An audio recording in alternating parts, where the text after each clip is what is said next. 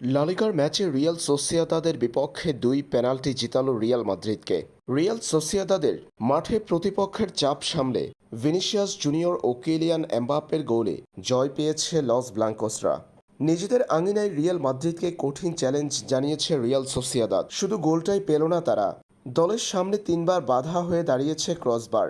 Real সোসিয়েদাদের আক্রমণ থামিয়ে রিয়ালের জয় এসেছে ২ পেনাল্টির কল্যাণে। কোনো মতে জিতে লা লিগা পয়েন্ট টেবিলে ফের ২ নম্বরে উঠে এল রিয়াল মাদ্রিদ। রিয়াল সোসিয়েদাদের মাঠে শনিবার রাতে লা লিগার ম্যাচটিতে ২-০ গোলে জিতেছে কার্লো আনচেলত্তির দল।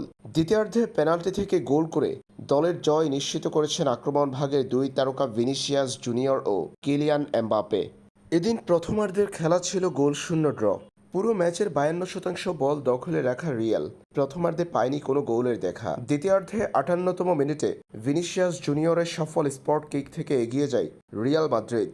চলতি মৌসুমে ব্রাজিলিয়ান তারকার সব প্রতিযোগিতামূলক ম্যাচ মিলিয়ে এটা দ্বিতীয় গোল, দুটাই ছিল পেনাল্টি।